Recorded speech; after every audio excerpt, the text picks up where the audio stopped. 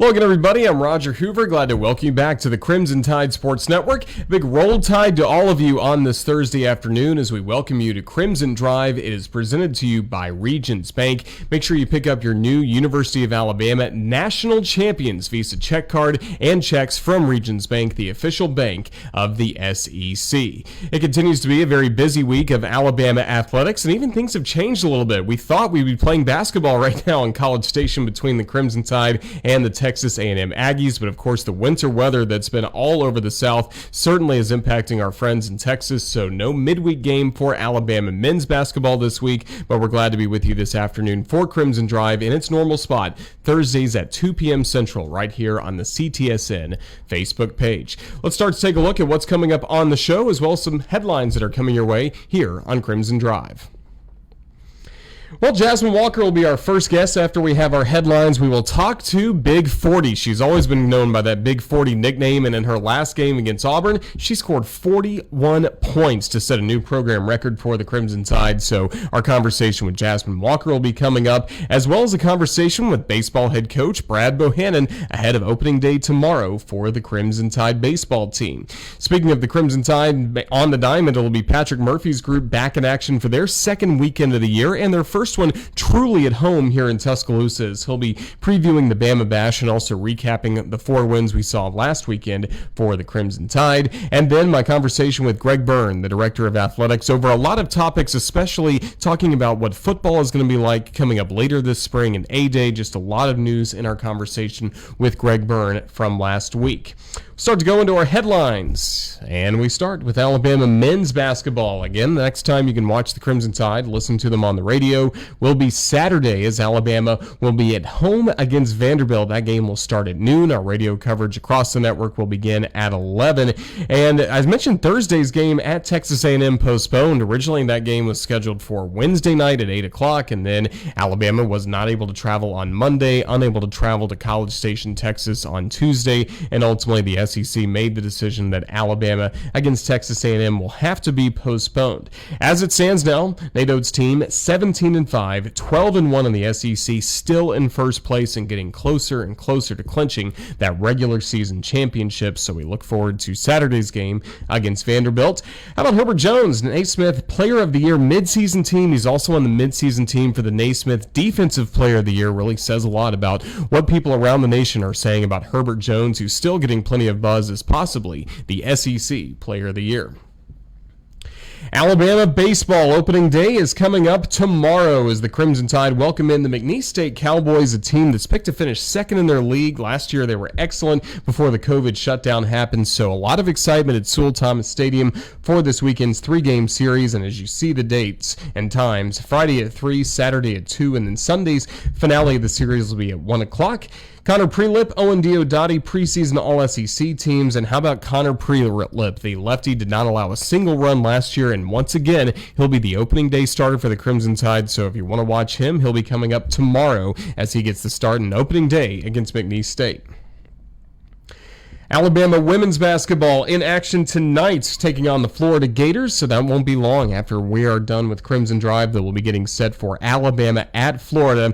Sunday, Valentine's Day, was a great one for the Crimson Tide, winning 92-78 over the Auburn Tigers. It snapped a 4-game losing streak, and in the fourth quarter, Jasmine Walker scored 21 points. That alone would be a great performance, but to go along with what she did the other 3 quarters, a school record 41 points for Jasmine Walker, and we'll be visiting with her shortly to talk about all the great things she has done lately for the Crimson Tide and her career. Also coming up this Sunday, Alabama's at home against Mississippi State, one of the final 2 home games of the year, tip off at 2 o'clock, and we'll have our coverage on the radio starting at 1:55. Alabama's softball team certainly looked strong last weekend, getting 4 victories as they really had to shuffle their schedule around. They were hoping to start the year in Austin, Texas. Inclement weather there forced them to go to Montgomery for a little bit, as well as back to Tuscaloosa on Sunday for a doubleheader against Louisville, but a 4-0 start to the weekend. Montana Fouts, the SEC Pitcher of the Week, after she was excellent, especially in her first start where she and Sarah Cornell combined on a perfect game for the Crimson Tide on opening day against Alabama State.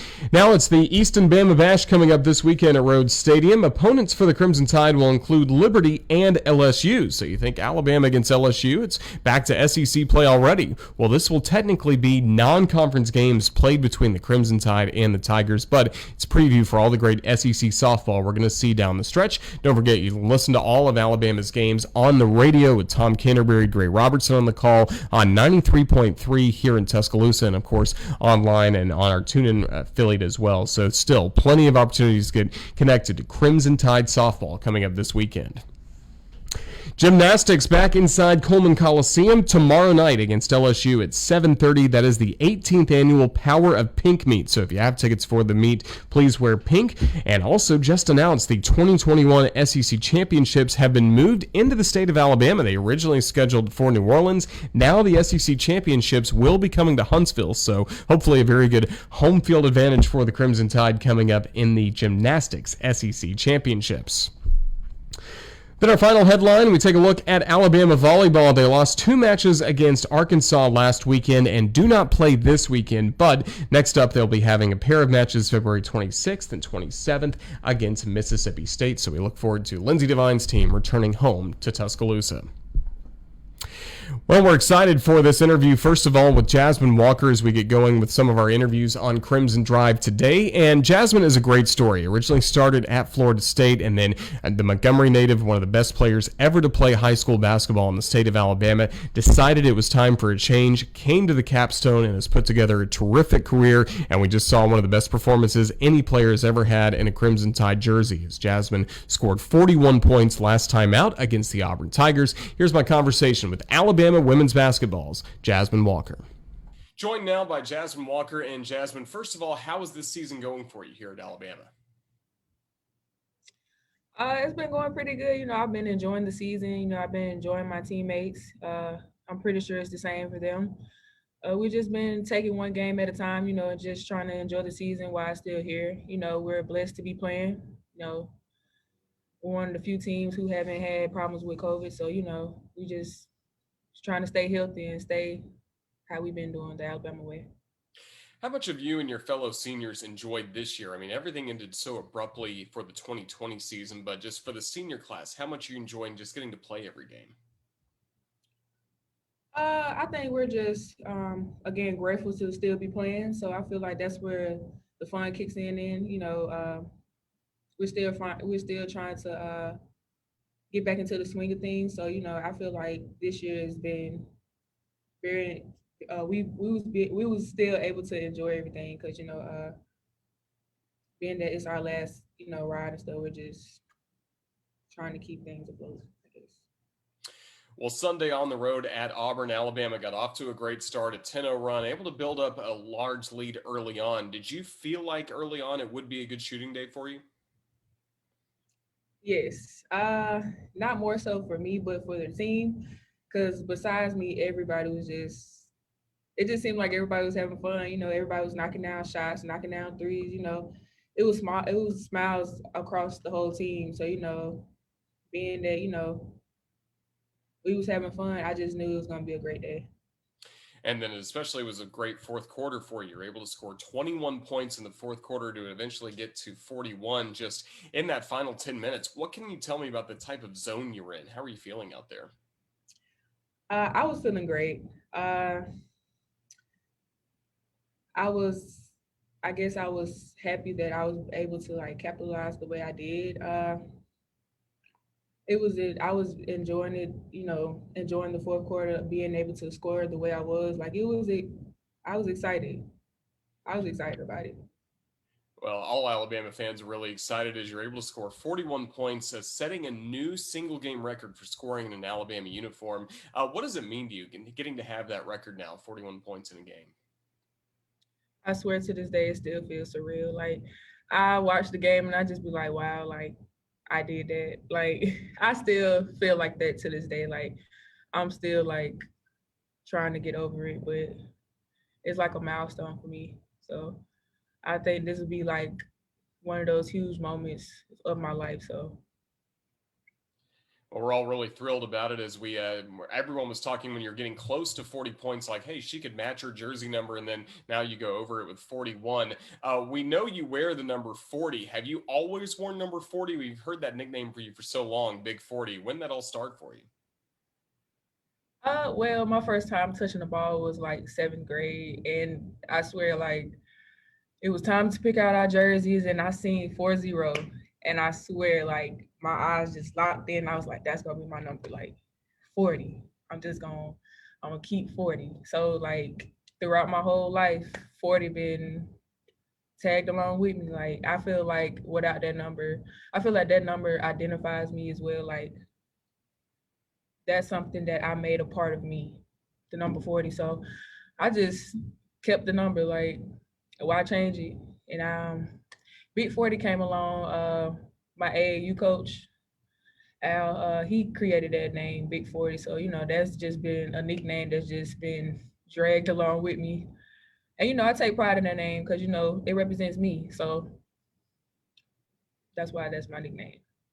Big 40. It's a great nickname. You had 41 points on Sunday against the Auburn Tigers. As we start to wrap things up, Jazz, just what can you take from the Auburn game to the Florida game that you guys have coming up, and then also the rest of the season? I just feel like the confidence level, we should always take that each game, every time we play.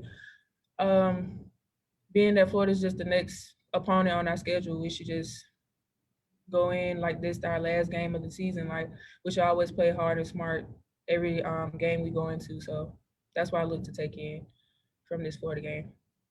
Well, Jasmine, thank you for joining us. Congratulations again on setting the record for most points in a single game by an Alabama player with 41 against Auburn. Just best of luck against the Gators, and Roll Tide. Roll Tide. Thank you.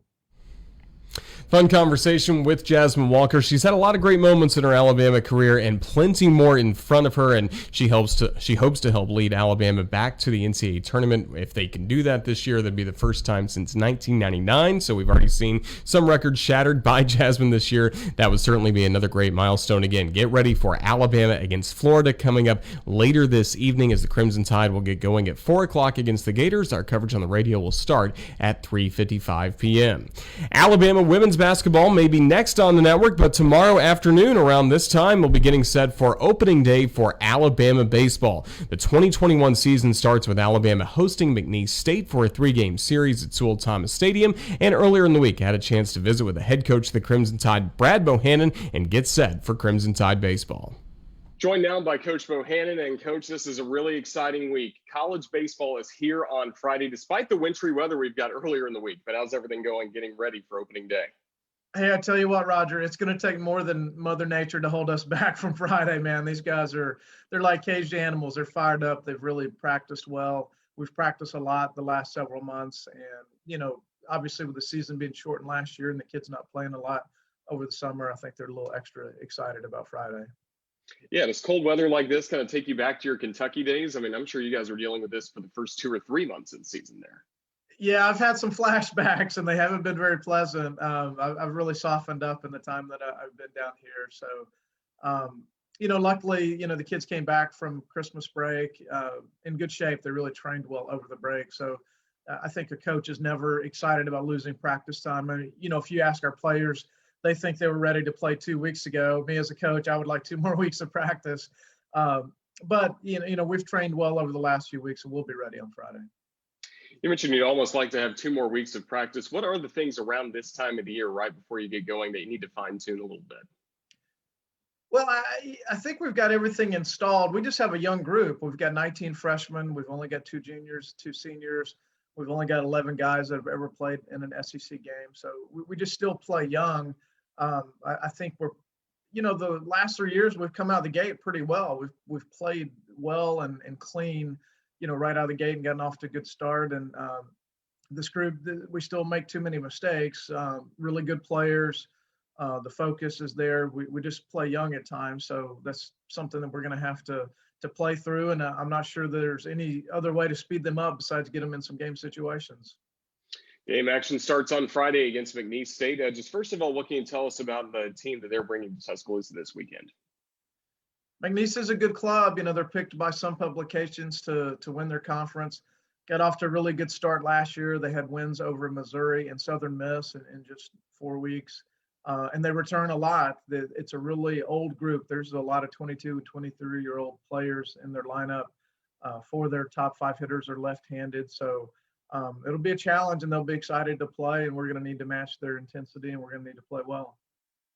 Opening day is always really special. Will it be extra special to the group of players that were here last year and saw their season cut short so early when it looked to be a very promising year?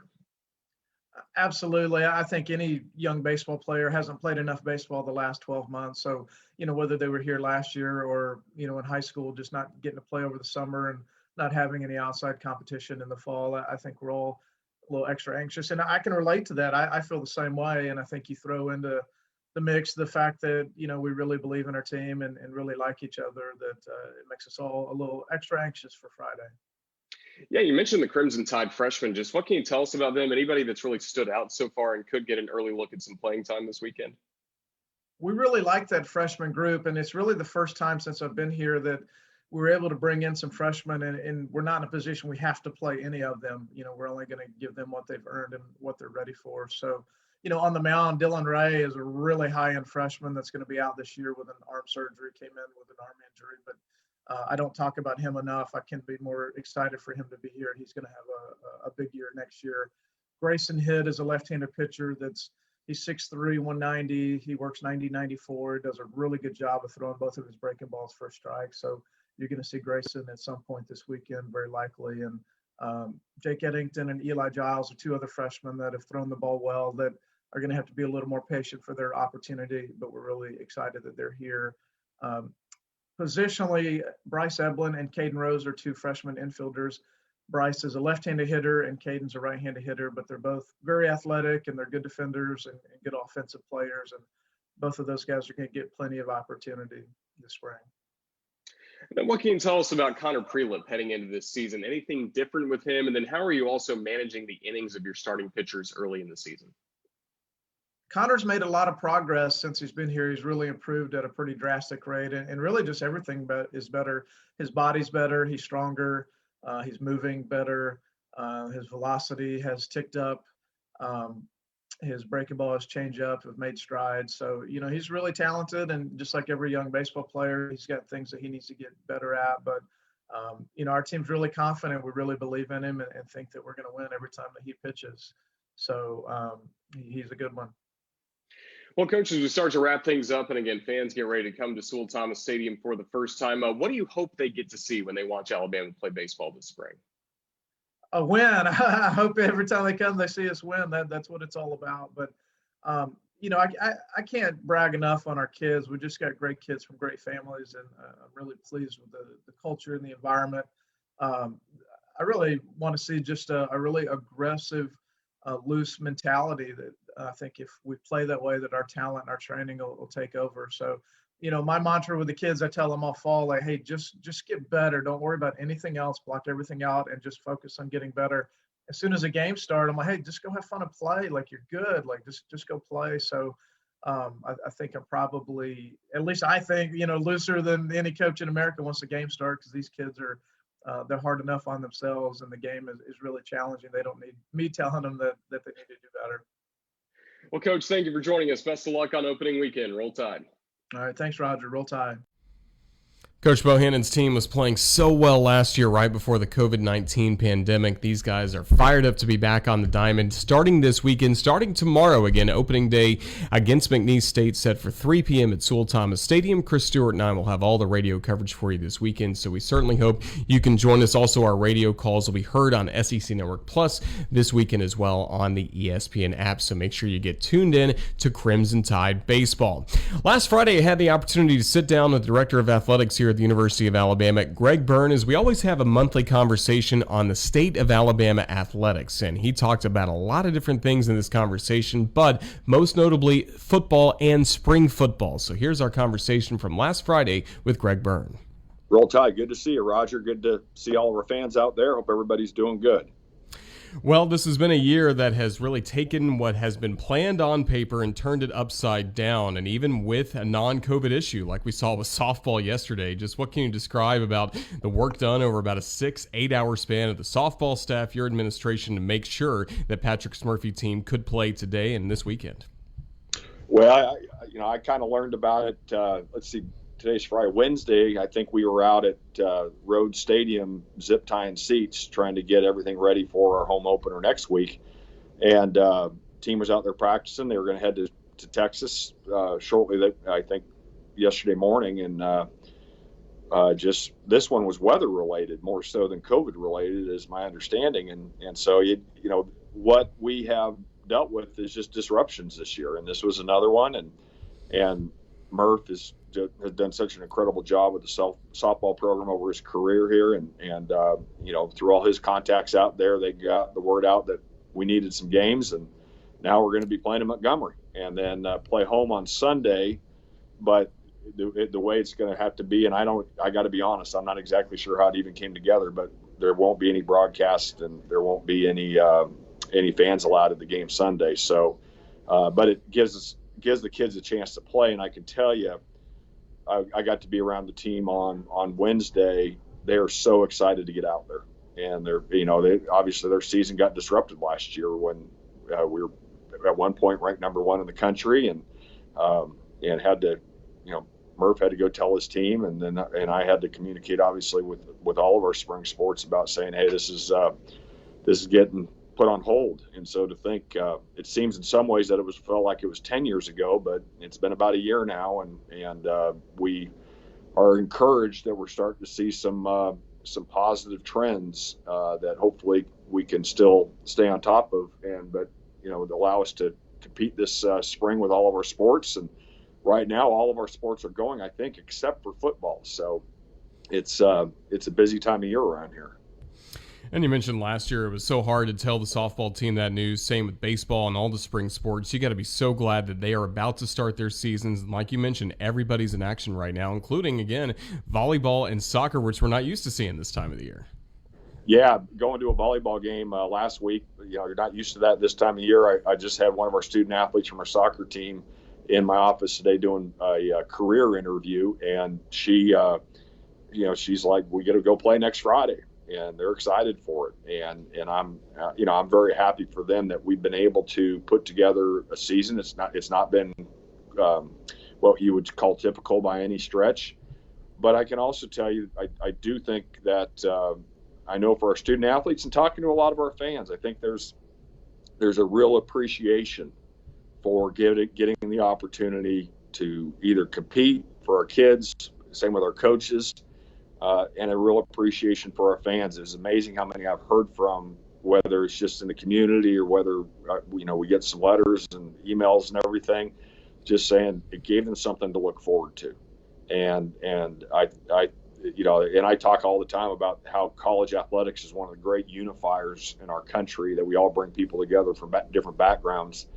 And that, it's been a good year for Alabama athletics in so many ways, and I think that's been another way it's been really good for our Alabama community. You mentioned all the sports are going right now except for football, but we know that spring practice is looming. Has there been any conversations about what that could look like, or a possible A-Day, just any plannings that have been made so far for football? Yeah, we're working on that right now. The plan is at this point to have a full spring practice, to have an A-Day. And, we're probably, it's not done yet, Roger, but we're probably going to end up having to ticket the event, because we will have to limit capacity somewhere, probably in that 20 to 25% range. We haven't finalized that yet, working through those details, but we are going to have it, which we didn't have last year. So that's another good step for us. And that is, obviously still, we are still talking to our medical task force from the SEC. They met with a couple of them met with the ADs last week. They gave us an update. Some of there's concern about the variants right now that are out there, and trying to understand what they mean. So I think their message was, we're making progress, but you also can't put all your guards down. You still have to be vigilant with this as more and more people are getting vaccinated. I did I'm starting to hear some more encouraging things from, eventually, hopefully getting rid of masks and not having it be where if somebody has been exposed and they've got vaccinated, hopefully that's going to allow them not to have to be quarantined. And those are all positive steps that we need to take in order to get back to normal. But I'm sitting here more optimistic that we are going to get back to normal here sooner than later. But again, it'll be all at the guidance of the medical experts, and we'll continue to pay attention to them. And one of the signs that maybe things are getting back to normal is we had the schedule announced just a few weeks ago, and looking at an 8-game SEC schedule. I know a lot of fans love the 10-game SEC schedule, but getting back to a 12-game regular season, just what's the planning like for this fall? Because I think maybe folks don't realize there's so much that has to be done during these months to make sure that everything can be normal in the fall. Yeah, just like the team has to put in all their hard work during this time of year to be ready for the fall, we have to do the same thing from a planning standpoint. And we're very optimistic that we're going to be able to have a normal college football season next year, normal fall sports season, and cautiously optimistic about that. So that's a good thing for everybody. The football schedule came out. I know, actually, I did an interview yesterday in Birmingham, and we were talking about what that 10 games look like, and I believe for the foreseeable future, the SEC is going to stay with 8 games. However, we saw that value in a 10-game season. There's also value in playing an opponent or two, or maybe you get to play some of your younger guys if the game goes your way, things like that. And so that's why we've been very strategic, and Coach Saban deserves a lot of credit for this, for he and I talking together and looking at our model. The neutral games have worked very well for us. Look at all the success we've had with the neutral game model. But at the same time, too, I think people are very excited and eager to start some of these home and homes. And I think by 2025, which hard to believe that's not that far away now, I think at that point, most years we're going to have 2 Power 5 non-conference opponents. And so that's going to get us to 10 Power 5 games a year. That's going to be good for our kids. They love to play those games. It's going to be good for our program. It's going to be good for our community and get people really interested. And I really do think this, Roger. I think when we go to Texas in 2022, there will be a lot of Alabama fans there. I think when we go to Camp Randall at Wisconsin, or we go to see Touchdown Jesus up at Notre Dame, or go to Oklahoma, all the ones we put together, we're very fortunate for a lot of these down the road here. People our fans will be there in force, and it's going to be a whole new experience for us, because we're going to get to see some places, some we've been to before, but a lot of them we haven't. And I think that's going to be good for not only the University of Alabama. I think it's going to be good for college football. When you see those types of games on the schedule, we're going to go up to the Horseshoe, and at Ohio State. When they come here, the whole nation will be watching our program, our university. So I think that's a good thing for everybody involved. And so that's really the model that we've transitioned to where still planning on the 8 SECs, and then have the 2 Power 5 non-conferences. And I think that'll be a great schedule for everybody involved. Well, prior to the pandemic, in a lot of our interviews, you and I talked a lot about the Crimson Standard and the ongoing capital projects here on campus at Alabama. Just any updates you can share on some of those capital projects? Obviously, things have been much different this past year, but just anything you can update us on? Yeah, our development team continues to do a good job. In fact, I spent about an hour today signing thank you notes of people who have been making pledges or payments on their gifts. So that's always I always like to see a really healthy stack of thank you notes to sign. We're phase 1 is pretty much done. We still have to address our golf programs, what we do there. We're looking at a couple options that are to make sure we have the right infrastructure in place to compete at the levels we want to with our men's and women's golf programs. I know the question everybody asks about is Coleman Coliseum. We said all along that was phase 2. That has not changed. Obviously, we have some financial realities we're dealing with, Roger. We had a $75 million shortfall that we talked about very publicly this year. We haven't had to cut any programs. We haven't furloughed anybody, but we have done a hiring freeze for a lot of positions. I think we're down about 18 positions right now as a department, and a lot of people had to really step up and work some extra time in filling in for some of the spots that are no longer here. But with that said, we realize there is a lot of momentum for our men's basketball program. Our women's program has continued to improve. Our gymnastics team's back in the top 6 in the country right now. And so one of the worst things we can do is not take advantage of momentum. And so we are continuing fundraising conversations. We do have to have a financial model that works long term. We need to be able to take it to our trustees and obviously Dr. Bell and our Chancellor Fest St. John, and make sure that it's a model that they can sign off on for the long-term health of the program. And so we're very focused on that, but we're also dealing with the reality. So I haven't put any time frames very purposely, because I'd be disingenuous. Disingenuous if I did that right now. So, but we do absolutely understand that it has to be a priority, and the importance for what we do long term with our men's and women's basketball and gymnastics programs. Well, you mentioned the momentum with basketball right now. We even had a fan put up billboards around Tuscaloosa talking about, rebounding will equal a trip to the Final Four and all these different things for the team to focus on. And I believe you've reached out to that man, Mr. Wendell, and talked to him about how he can help this program moving forward. I did. I saw that. I actually went to South Carolina with the men's team. I hadn't traveled with them this year.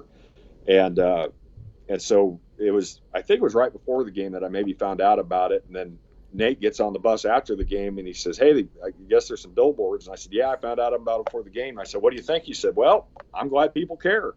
That's, Nate's, there's a lot of things I really appreciate about Nate Oates. He doesn't get too concerned about things he has no control over, which I really appreciate. And so anyways, we just, I decided Mr. Wendell sent an email to somebody in our department, and it got sent to me. So I'm an old fundraiser, Roger, and I picked up the phone. I called him, and he was great. He said, "Am I in trouble?" And I told him, I said, "Hey, this is Greg Byrne, the athletic director of Alabama." And his first response to me was, "Am I in trouble?" And I said, "No, you're not in trouble." And we talked, and his daughter goes to school here at Alabama, and so we talked through it. He said, "I was really trying to be a motivation for him," because he said, "I really like watching the team play and everything." And he said, "I just wanted to share that message." I said, "Well," love to have you help support some of the projects we're working on for the future of our men's basketball program, but our women's basketball and gymnastics too." And he said, "Yeah, absolutely." So he signed up right there on the spot, and I figured a guy that could buy some billboards probably could afford to make a donation too. So anyways, it was good. We had a great chat, and I really appreciate him stepping up like he did. That's really and a good lot of other people stepped up too. So we're very fortunate. It can't stop. We need, if people want to see things happen, we need them to support it, and we need to have a financial model that makes sense. And those are real dollars that we're going to have to work through to find a solution. So if anybody has any ability, I know you can go to the Crimson Tide Foundation website, and there's donor information there to support the Crimson Standard, including basketball future renovations as well.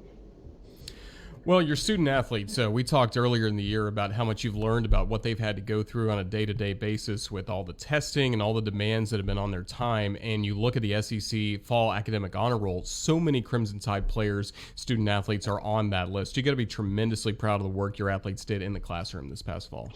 Yeah, I tell you what, our first and foremost, it starts with the kids. They have to be committed, okay?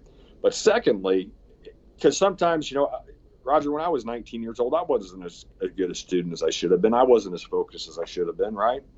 And as I've gotten older and got more gray hair, you get better at appreciating and understanding that. Well, we also need the people that are more experienced than the kids to say it's important too. Well, our coaches do a great job of that. I mean, they talk academics. They show it's important. We obviously set up scheduling to make sure we show the importance of that.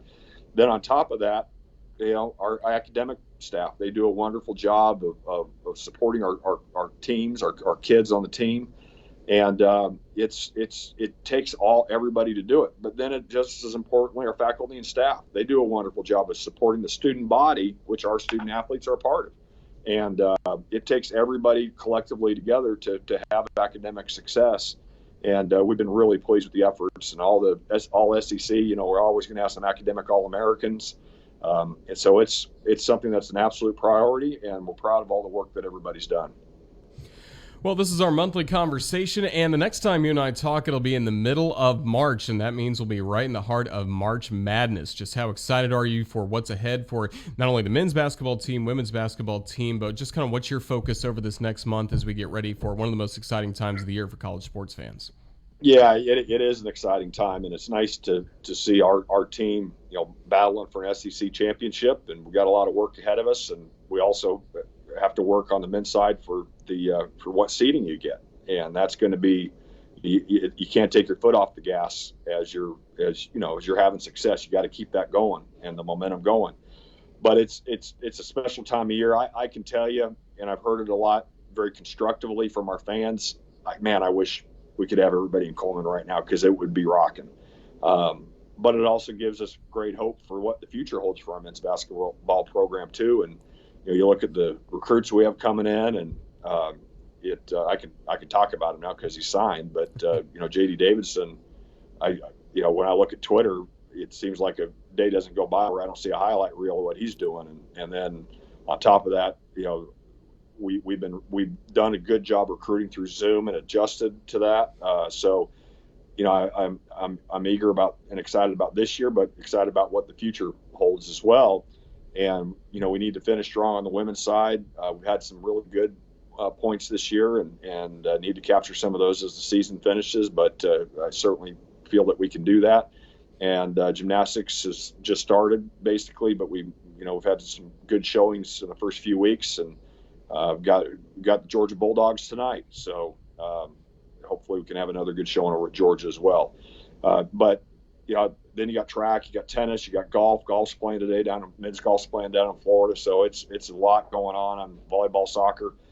So we'll be focused on supporting all those teams, and then we're going to have to start figuring out the logistics of what's the NCAA basketball tournament going to look like this year. We've already gotten some information. Dan Gavitt oversees men's basketball for the NCAA, and Dan's a rock star. He's awesome, and he's and the women's group too has put together a good plan, I think, to ensure a safe tournament for this year and a successful tournament. Well, we're looking forward to it again. That'll be the next time we talk coming up in March. But until then, Greg, just thank you for all your time today and all of your insights into Crimson Tide athletics, and best of luck to you. Roll Tide. Roll Tide. Thanks, Roger. Roll Tide, everybody. We appreciate Greg Byrne and all of his time meeting with us again once a month, as we always have that as a standalone interview here on the Crimson Tide Sports Network. And then we'd like to bring it back for Crimson Drive as well, because there's just so much news, so many insights to Alabama athletics from the Director of Athletics, Greg Byrne. Well, one of his coaches really had a milestone this past weekend. Patrick Murphy seeing Alabama sweep Louisville at home on Sunday. He earned his 1,100th victory as Alabama's softball coach. Just another incredible milestone for Patrick Murphy as his team starts the year 4-0. Great victories over this past weekend. Now the Crimson Tide looking ahead, being back at Rhodes Stadium with some Crimson Tide fans able to be in attendance for the Easton Bama Bash. So we're really excited for Crimson Tide softball. And yesterday it was Patrick Murphy meeting with the media discussing his thoughts heading into this weekend's Easton Bama Bash. So how's everybody doing? I just wanted to relay thanks again to both Alabama State and Louisville for scheduling us in a hurry.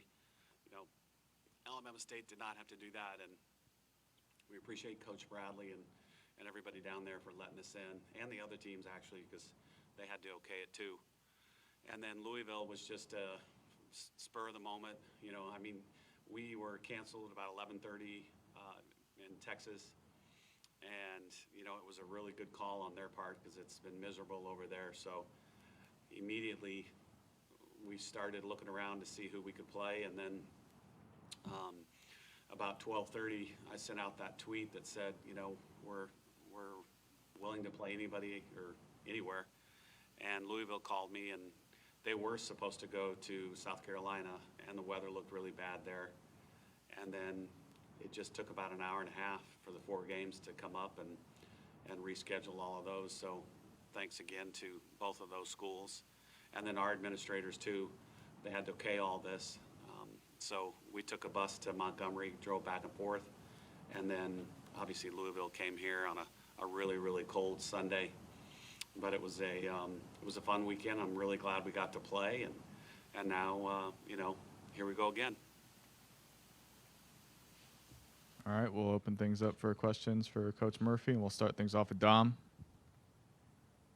Hey, Coach. Over the weekend, we got to see some of Bailey Dowling's hitting abilities. She had a really good game against Louisville. Can you talk about just her abilities and how she's going to fit into this lineup? I just think it's going to get better and better because, like Lexi said, she was nervous as could be. And, you never know. It's your first game. You're a freshman at Alabama, and you're hitting in the 4 spot and playing shortstop. So, welcome to college softball, right? But she handled it really well. She played pretty good defense. She got a little nervous, I think, on Sunday. Made her first error, and it's going to happen. I told her nobody's going to be perfect, and just be bigger and better for the next ground ball. And then her home run, I don't think any of you, I don't know if you got to see it or saw the highlight, but it was a no-doubter. And she's been doing that since day one, way back in August and September. So I think you're going to see more of that. She doesn't have too many holes in her swing, just very athletic, and just gives us a really good bat behind Bailey Hemphill. I'll go to Brett Greenberg. Hey, Coach. Hope you braved the lot of snow this past week. Looking forward to this weekend. You get to play LSU, a top 10 team, an SEC rival, outside SEC play twice this weekend. Can you kind of speak on that, what you're looking forward to playing the Tigers?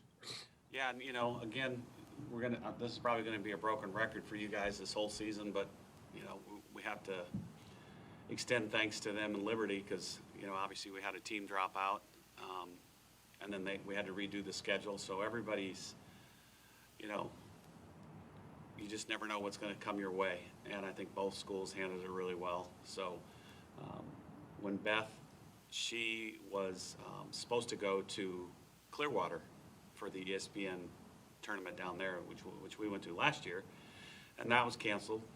And then we had an opening, and I said, hey, you can come over here since we don't play them in SEC this year. And so she said, yeah, we'll do that because it's also good for them because we have the SEC tournament in May. So all of her new kids that have not played here now have an opportunity to play in the Rhodes House before May 12th. So it's a smart move on her part.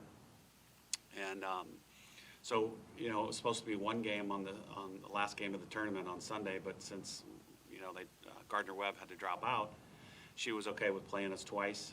And then and Dr. Dot Richardson as well from Liberty, she was okay with the schedule change. So it's going to be a fun weekend. I think, Liberty's getting votes in the top 25. They're undefeated, 5-0, had a really good opening weekend there. I think they're supposed to play at Troy today at 3 o'clock. So that'll be a really good matchup because Troy's off to a really good start. So, it'll be 4 good games for us. All right, go to Robert. Hey, Coach. On Saturday, it's Claire Jenkins' senior day. Can you speak to what she has meant to this program? Well, Claire was, she was one of the most patient kids that we recruited because it took me a long time. And if you really knew me, you would know that when we vet a young lady and her family, it does take a while. And I kind of want to know what I'm going to get when they get here. And she waited for us for a long time, and it was success on both parts. We have absolutely loved having her and her family within the program. Just a great, great young lady. Graduated 4 years with a chemical engineering degree and now getting her master's degree this year. But one of the hardest workers we've ever had, and that comes directly from her mom and dad.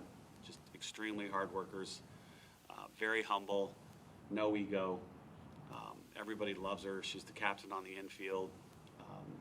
Can play 4 infield spots as well as anybody on the team, and does a really good job of mentoring younger ladies and teammates, and just telling them, where to go, what to do, where's the ball supposed to go, that type of kid. And she does it in the right way. Her tact is awesome, much better than mine. So we're really glad that we can celebrate her on Saturday, and it'll have a different look and a different feel, but it's still a senior day, and it's going to be 2 really good games, and I know she's ready for it. All right, go to James. Just wanted to ask about the pitching performance last weekend obviously was a really great pitching performance, but what specifically was the key for that performance, and what do you expect to see moving forward? Well, again, I wish you guys could have seen it because it was awesome. Saturday, it was cold. Friday, Saturday were cold down in Montgomery. And the weather looked horrible on Saturday everywhere. And I don't know how we got it in, but we got to play both games down there, and then obviously on Sunday. But, Steph did a really good job calling pitches. Both catchers did a good job, but then the pitching staff too. Montana started us off. Obviously, it was a perfect game on the first day, and Sarah came in, threw strikes, looked really good. And then Kilfoyle followed up, and I don't think she gave a hit until it was quite a while. So between everybody on the pitching staff, it was very, very good. I was pleased with everybody. And then, like Lexi said, she's from Tampa. She's not used to throwing when it's 39 degrees and her hands are freezing. And a lot of part of her game is making the ball move. And when your hands are cold, it's hard to do. So I just think obviously it's been a great start. We haven't given up a run. But I think they all can get better, and they will get better. There's some times where we pitch behind in the count, which was unnecessary. So when we get ahead of batters, I think they're really, really good. All of them. All right, go ahead, Katie. Hey, Coach. What has this just first week of the season, already semi-schedule changes, taught you and the team about how flexible you're going to have to be this year? Yeah, and I don't know if I told you guys this, but, the ladies that play softball have grown up since 7 or 8 years old, going to these big tournaments on the weekends, and they never know what the weather's going to be. There's no grounds crew usually that have a tarp or whatever at these big city parks that they go to. So they're just happy to be playing. And if it rains, at 3 o'clock in the afternoon, they could be delayed till 8 o'clock at night. And they just roll with the punches. And that's kind of the way they were. We were all set, ready to go. Our luggage was on a bus on the way to Austin. Our radio crew had already left. They were driving there. And then boom, basically 3 hours you're supposed to get on our charter flight, it's canceled. So curveball number one, right? And then, okay, we get to play. And then totally different opponent. We didn't know who we were going to play. Obviously, we didn't scout Alabama State and Notre Dame. And just like Kilfoyle said, it's just kind of roll with it and, just compete. And then, Sunday was thrown together with Louisville, so it was somebody else. Thankfully, we played them last year at our tournament, so we knew a little bit more about them. But I think it's just going to be like this. And really, it's just kind of like football, where Alabama football handled it the best of anybody. Yes, they had great talent, but I also thought they'd handled all the adversity very, very well. And I know they gave up a lot, the players, the coaches, during the season to stay healthy. But I guarantee you that celebration at the very end was worth it all. All right, go ahead, William. Coach, on Sunday I drove by and there were fans in cars, there were fans outside the fence, just a handful braving the elements. What can you say about their dedication to Alabama softball, and what do you want to see out of fans when they are allowed to come into the Rhodes House this season? Well, I think we walked out, we hit inside, and then we got out there about, it's probably 11 a.m., and it was cold. It was under 40 for sure. And there was a line of lawn chairs outside the fence, way up behind the brickyard. And I said to one of the players, I said, I think we might have some people watching today. And then as it got closer to noon, they sat in their chairs and got settled in and had probably 13 blankets on top, and a couple of them even had Alabama shakers. So I noticed that when one of our pitchers would strike somebody out, they would wave the shaker. So it's pretty cool. Just unbelievable fans, and I'm hoping, this has been a long time for them too.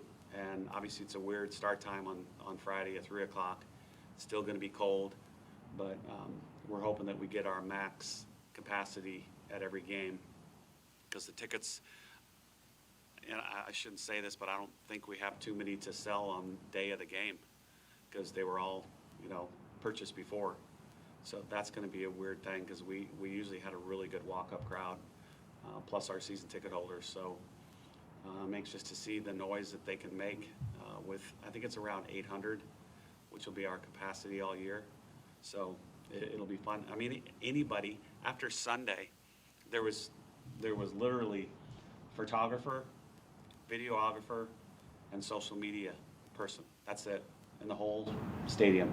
So 3 people besides the 2 teams.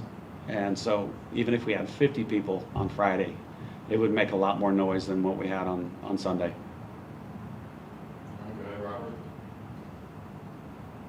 Coach, you're going against an LSU team who can put runs on the board quickly with a home run. How important is it for you guys offensively to steal bases this weekend to get as many runners in scoring position as possible? Well, we try to win the freebie war every game. So you guys all know freebie would be a walk, hit by pitch, the other team commits an error, wild pitch, pass ball, anything that gives us free base. So, and usually when you add it all up after a season, whichever team wins that war in every game will win the game. So we've done a heck of a good job. I think we're 19. Is it 19 out of 20? Nate, stolen bases. It's ridiculous. Alyssa Brown has been terrific. Mac has been terrific. But we're going to use the green light girls, because that's what they do best. They can steal bases. So we're going to continue to run. Our execution can be better. So hit and run, slap and run, button run, those things. I think you're going to see some of those, because we have some really, really good young ladies that can handle the bat. And we have righties and lefties. So it's difficult for the defense to say, okay, is the shortstop going to cover second? Because if we hit and run, she just vacated that hole, and our hitter can put a ground ball right there where she's at. And the girl from first can go all the way to third. And if the outfielder makes a mistake and throws to third, then our hitter goes into second base, and now we have second and third, and that's what we want. So speed creates havoc, and if you watch the Notre Dame game Saturday night on the Alabama State live stream, you saw that the speed caused several errors by Notre Dame. And it's as simple as that. Because sometimes the speed of the game overwhelms people, and I think it really made a difference in that game. Any other questions for Coach? All right, if not, we'll end it there. Thanks, everybody. Hey, hope to see everybody this weekend.